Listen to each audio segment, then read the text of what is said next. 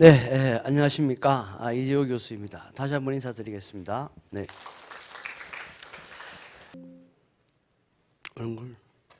예. 자, 흔히들 우리 인간은 만물의 영장이라고 합니다.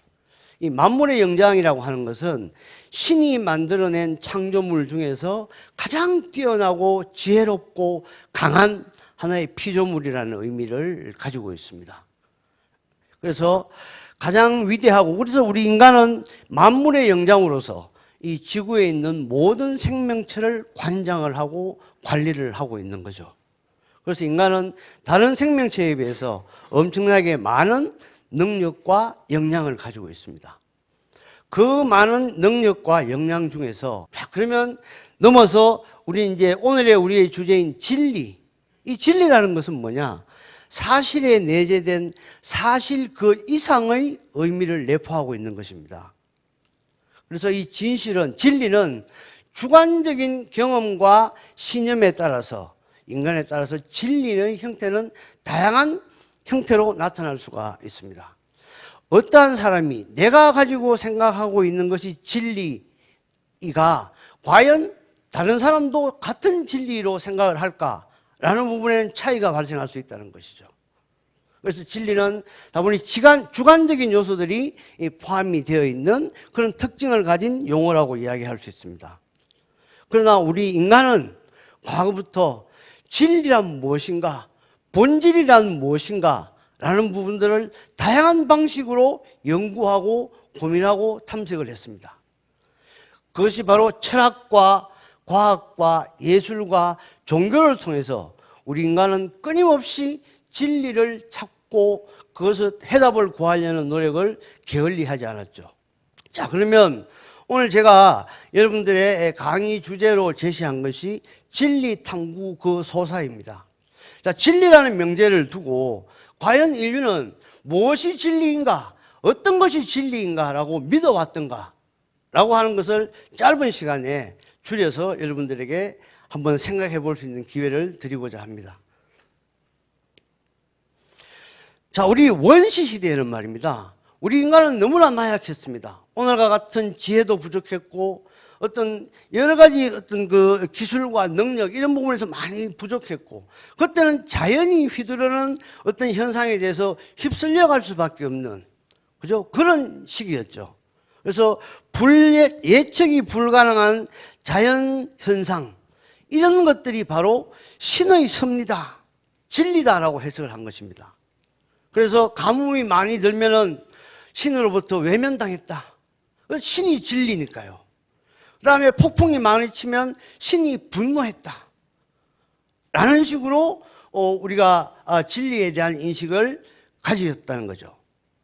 그래서 이러한 진리를 넘어서 이제는 고대로 넘어와 보면 이러한 진리에 대한 인식, 우리가 고대, 중세, 근대 이렇게 역사 구분을 하는데요, 이런 구분은 국가가 형성되었다는 의미입니다. 원시 시대 를 지나서 이제 고대 시대라고 구분하는 것은 국가가 형성이 되었다는 것인데, 사실 제가 이런 말씀을 드리면 반대하시는 분들도 좀 있을 것 같습니다만은, 신은 실존하는 것이냐라는 문제입니다. 그러나 여러 인문학자들의 의견으로는 신은 창조되었다라고 이렇게 이야기를 합니다. 왜 창조되었는가? 권력자의 욕심에 의해서 창조되었다고 하는 그런 의견들이 있습니다. 물론 이건 보편화된 내용은 아닙니다만, 그래서 우리가 그리스 로마에도 보면 많은 신들이 있죠. 제우스 신도 있고 승리의 여신 나이키 여신도 있고, 그죠? 또 술의 신인 또 바카스도 있습니다. 그래서 이 당시에 고대인들은 신은 실제로 존재한다고 믿었죠. 그래서 신은 실제로 존재하면서 많은 인간의 삶에 신이 개입을 한다. 그래서 신은 항상 우리에게 영향을 미치기 때문에 신에게 만족을 줘야 되고 신에게 기쁨을 줄 수 있는 행위를 해야 된다.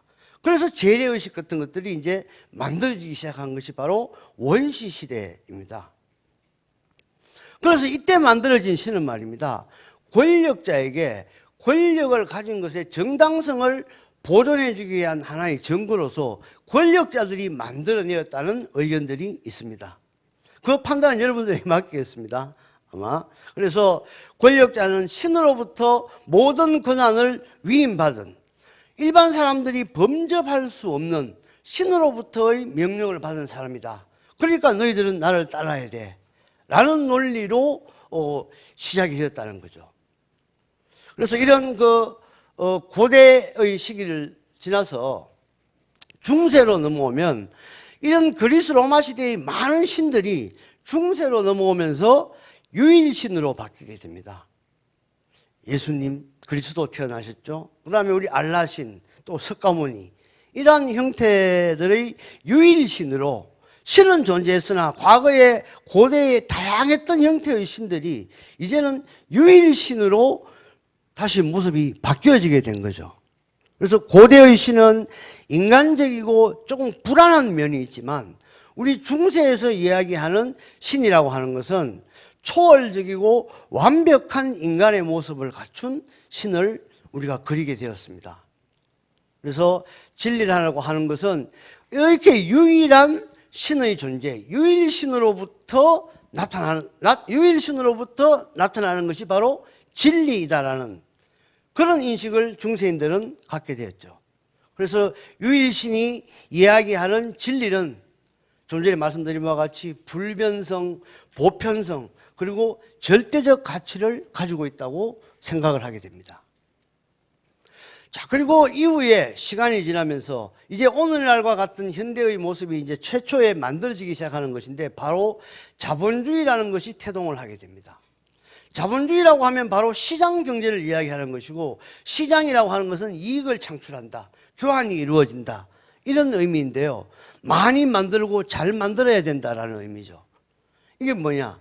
우리가 과학성이라고 하는 것들이 서서히 태동을 하게 되는 시기가 바로 중세 말기입니다. 그러면서 어떠한 변화가 일어나냐? 진리에 대한 인식의 변화가 발생을 하게 됩니다. 중세까지 신중심으로 사람이 살아왔다고 하면 이제부터는 시장 경제의 논리에, 시장의 논리에 맞게끔 과학적이고 합리적인 기계, 이런 것들을 통해서 대량 생산을 하고 품질을 높이는 이런 것들이 필요한 시기가 되었던 거죠. 그래서 신중심의 세상에서 인간 중심의, 인간의 두뇌, 이성에 의존한 진리를 추구하는 방식으로 바뀌어지게 되었다는 것입니다. 그래서 이러한 것들이 이제 중세 후기에 발생을 해서 근대로 넘어오면서 이성으로부터 우리 인간들은 진리를 찾기 시작했습니다.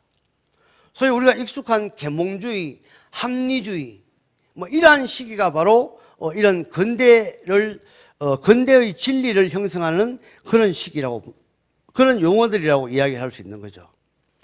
그래서 이때부터는 진리를 추구하는 것이 신에 의존한, 신의 눈치를 바라보는 진리의 추구가 아니라 인간의 합리적 사고에 의한 진리 추구를 하던 시기로 바뀌어졌던 것입니다. 그래서 이때 수학과 물리학, 그리고 좀 전 말씀드렸던 신이 아니라 인간이 중심이 되는, 과연 인간이란 무엇인가 라고 하는 철학, 이러한 학문들이 본격적으로 발전하게 되는, 또 깊이를 더해가는 그런 시기가 바로 근대의 시기입니다. 그래서 근대는 우리가 익숙한 용어들이죠. 현대도 굉장히 우리가 익숙한 용어들입니다. 이성, 합리성, 효율성, 규칙, 발전, 성장, 이런 것들이 모두 다 인간이 가지고 있는 이성에서 출발한 것이죠. 그래서 이때의 진리는 신으로부터 이성으로 대체되기 시작을 합니다. 그 시기가 지금까지 이어져 오고 있습니다.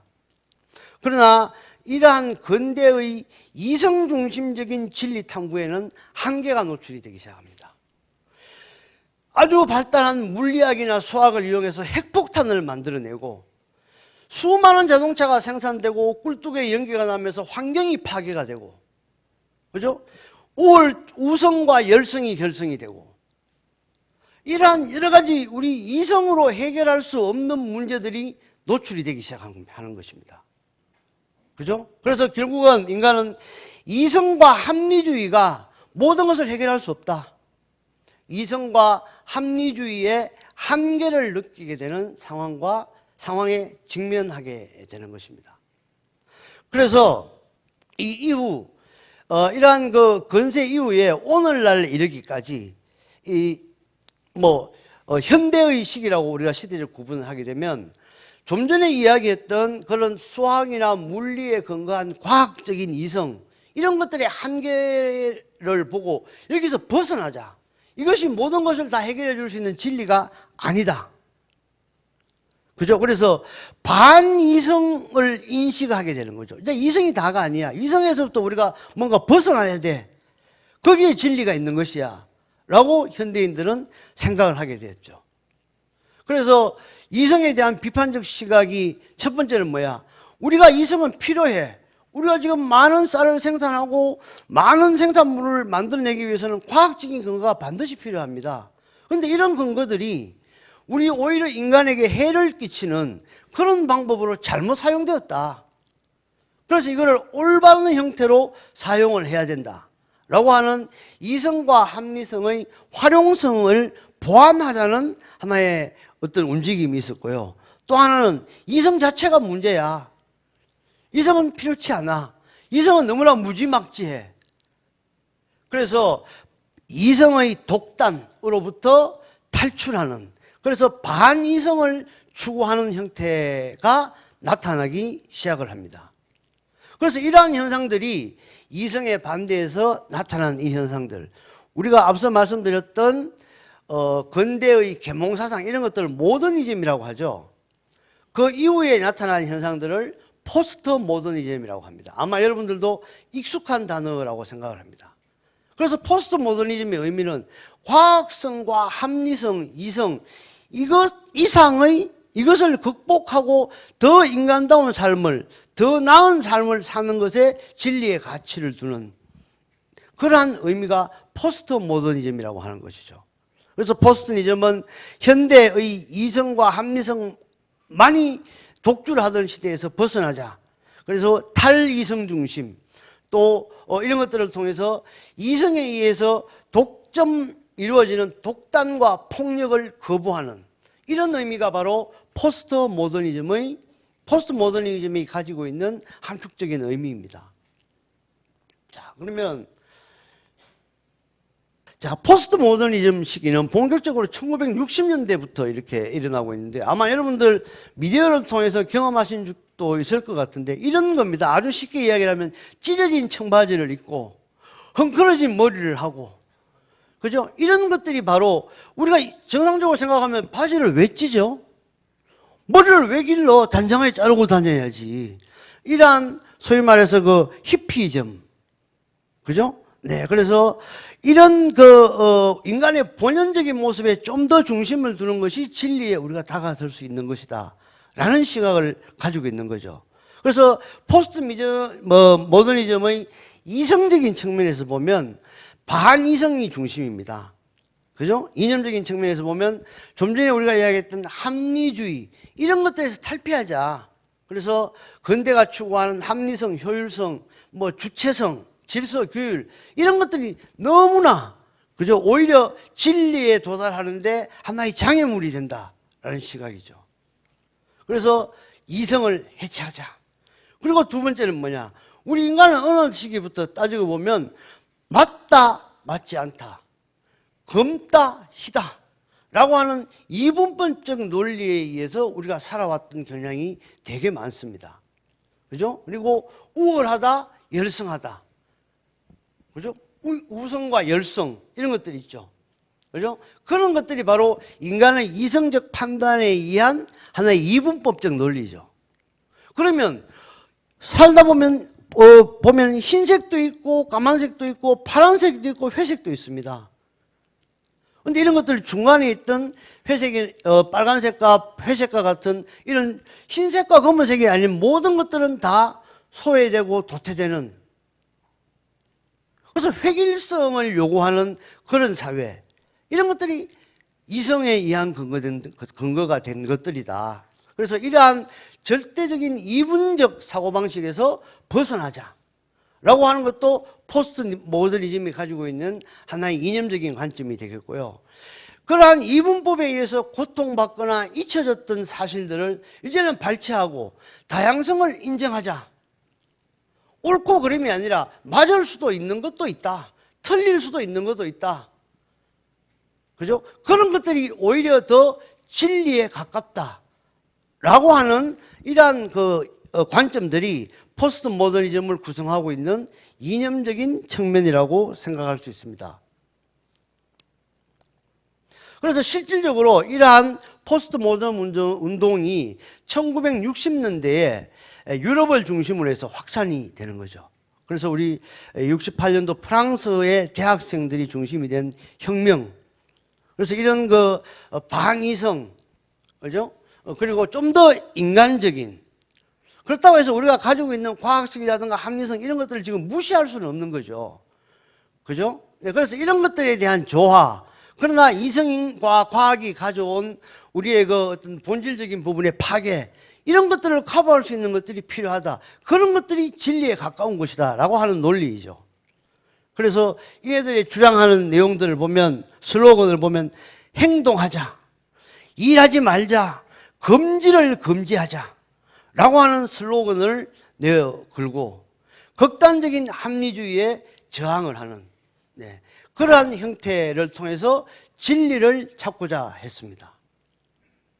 그래서 여러 가지 이런 포스트 모더니즘의 형태가 있지만 우리가 일반적으로 지금 말씀드릴 내용들은 건축에도 이러한 탈이성적인 어떤 형태들이 나타나기 시작을 합니다. 우리가 가장 효율적으로 만들어진 건축 형태가 아파트입니다. 작은 땅에 일반 주택을 지으면 3채나 4채밖에 짓지 못할 땅에 고층을 올려서 50세대, 60세대가 살아갈 수 있는 공간을 만들어냈습니다. 이것은 합리성, 과학적인 기술적인 부분 이런 것들이 조화를 이루어서 50층, 60층이라고 하는 높은 건물들이 만들어지게 된 거죠. 극단적인 건축에서의 효율성, 이성에 대한 이성과 관련된 하나의 완성품이라고 볼 수 있는 것입니다. 그래서 우리가 보면 최근에 이런 포스트 모더니즘에서는 이러한 효율성이나 이성에 입각한 모든 부분에서 벗어나자는 관점에서 건축에서도 보면 해체주의, 그래서 비대칭이나 불안정적 구조를 가지고 있는 건물들을 우리는 요즘 자주 볼 수가 있습니다. 바깥에서 볼 때는 굉장히 불안정하죠. 우리는 직선, 평행선, 그죠? 수직, 수평 이런 데 익숙해 있는데 요즘 보면은 아주 이상한 형태, 기하학적인 형태의 건물들이 많이 나타나는 것도 오늘날 포스트 모더니즘을 반영한 하나의 건축의 형태로 우리가 이해를 할 수 있습니다. 자, 제가 지금까지 짧은 시간이나마 우리 인간은 과거부터 지금까지 끊임없이 진리를 추구해 왔다. 그죠? 그리고 그 진리라고 하는 것은 개인적인 경험이나 가치관에 따라서 다르게 정립될 수가 있다. 그래서 내가 생각하는 진리가 과연 참된 진리일까? 올바른 진리일까? 라는 부분들을 이 시간을 통해서 여러분들이 한번 되새겨보고 우리가 진리를 탐구하고 진리를 실행하게 되면 우리의 삶의 질이 더욱더 높아질 것이라는 작은 기대를 하면서 오늘 저의 말씀을 모두 마치도록 하겠습니다. 경청해 주셔서 감사합니다. 네.